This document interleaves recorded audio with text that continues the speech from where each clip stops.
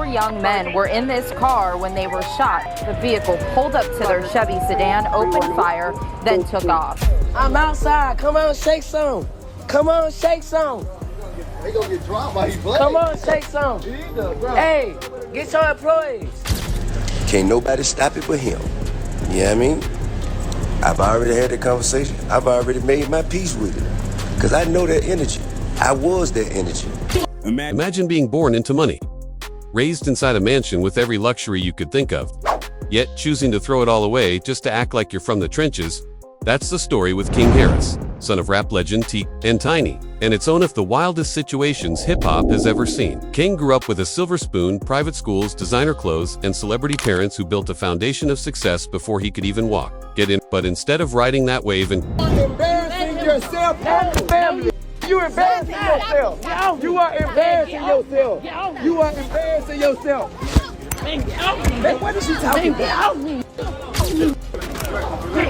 Well, you can't do nothing with me. carving his own lane, he's out here trying to brand himself as a gangster, and it's spiraling into chaos. The thing is, King doesn't just want to distance himself from his family's fame, he wants to erase it.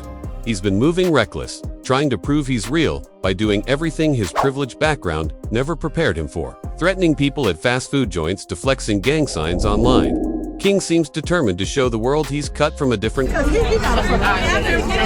you want? What you want? From here? Yeah, I'm from here. cloth. But anyone with eyes can see the truth. Doesn't survive. Oh! People can't forget that infamous moment when he allegedly threatened to pistol whip a Waffle House worker over something small. Or that other time he nearly pulled a gun in an Atlanta parking lot after arguing with random strangers. These aren't just harmless tantrums. They're dangerous stunts that could have put lives at risk. And King doesn't stop there. Instead of giving back to the less... And you still talking inside though. You still talking inside though. Why you inside? Can't stop. Fortunate, he once thought it was funny to pay a homeless man to do the one-chip challenge without water. Viral challenge has already cost lives. Yet King treated it like entertainment, laughing at another man's suffering instead of offering real help. It was tasteless, it was heartless. And it showed just how far he's willing to go to maintain this fake image of Tanisi Mioe 3.00, 3.09 even, his own. So look, there you go, $50, 5 minutes. 5 minutes. Own father, T, has stepped in to tell him to chill with the gangster act. But King doesn't listen. Imagine being raised by one of the biggest names in Atlanta hip-hop. Someone who built his career on respect and still ignoring his advice. The drama only got worse when King sat down for an interview. Foolio, get your in the boxing ring. Want to speak on?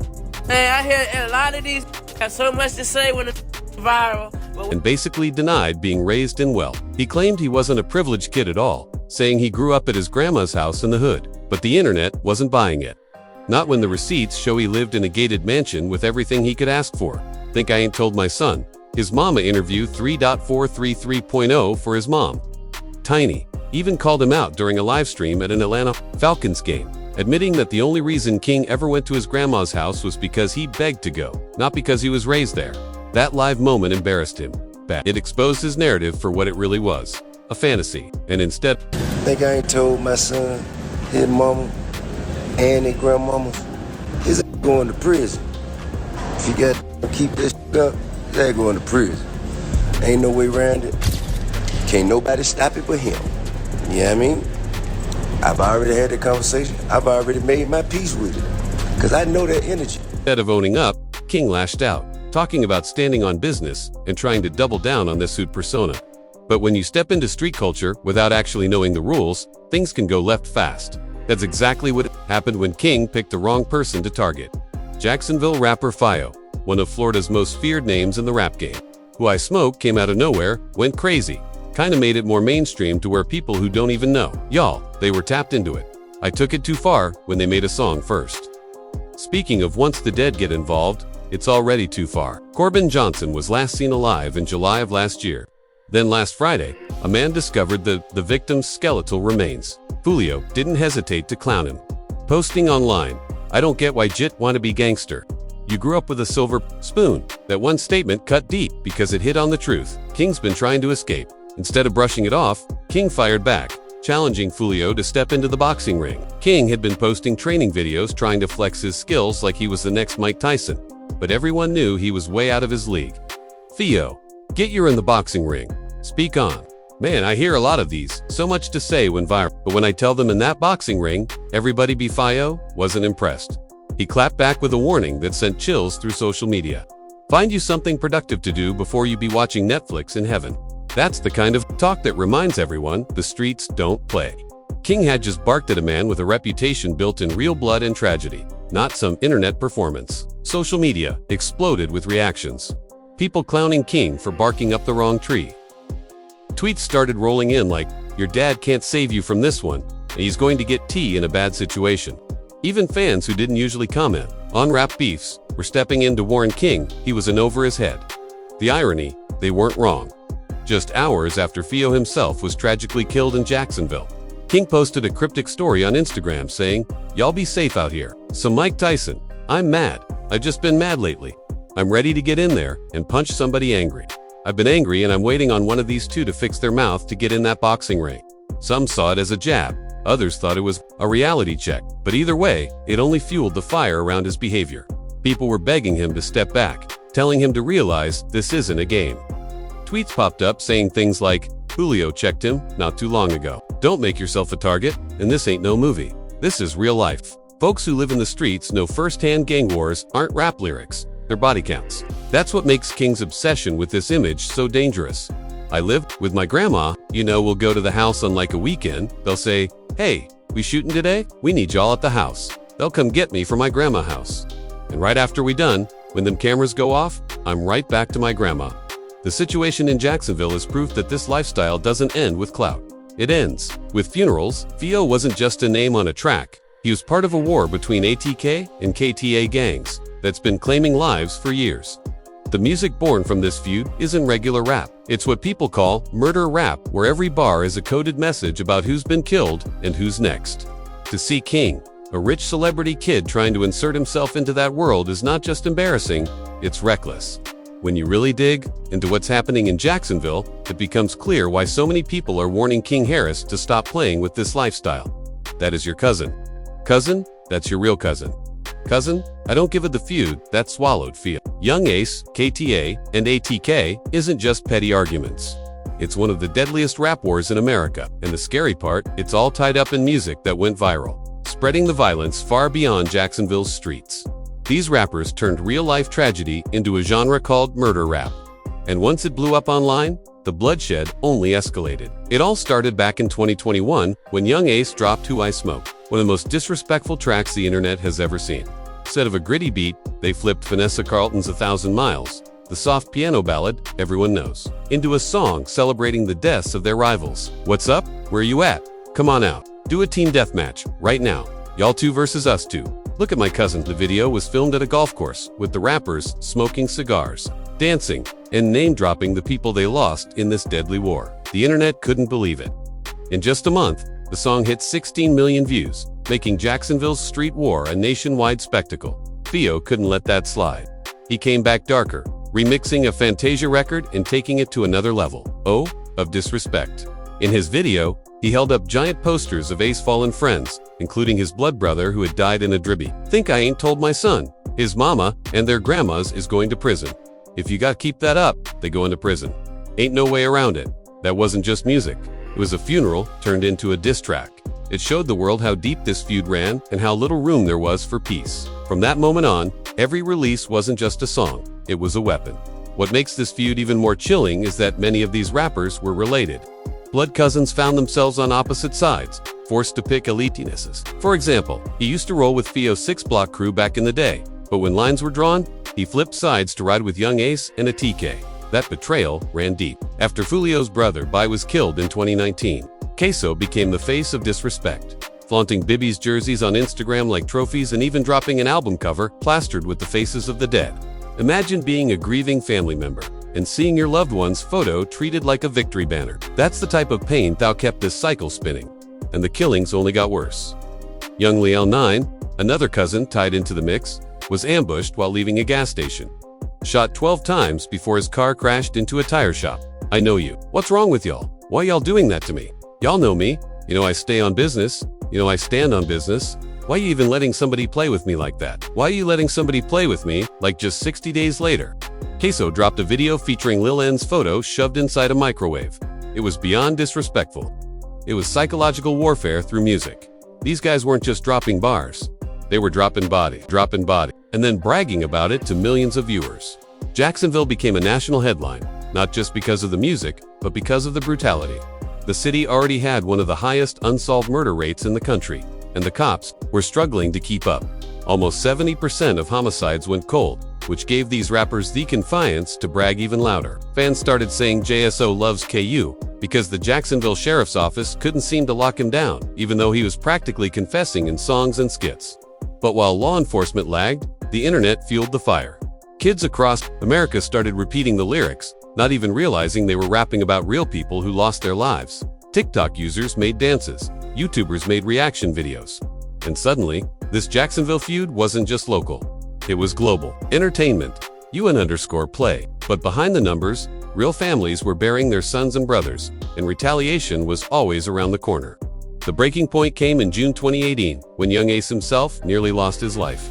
He and 3 others were leaving Wasabi, a Japanese steakhouse, when rivals ambushed them at a red light.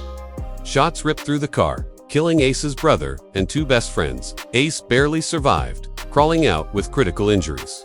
That moment became the defining chapter of the war. Foolio, hearing early reports that Ace had died, went online prematurely mocking him. But when Ace survived, it only set off more chaos. Every time Ace dropped a new track after that, Theo and his crew would clap back with diss songs, mocking his survival while taunting him with his losses. The violence reached such extremes that the Jacksonville police formed a dedicated unit just to study rap videos. They weren't looking for entertainment. They were analyzing murder cases. Detectives admitted on record that the music wasn't art anymore. It was evidence. They studied the backgrounds, the guns, even the lyrics for clues. Yet, the music kept climbing the charts.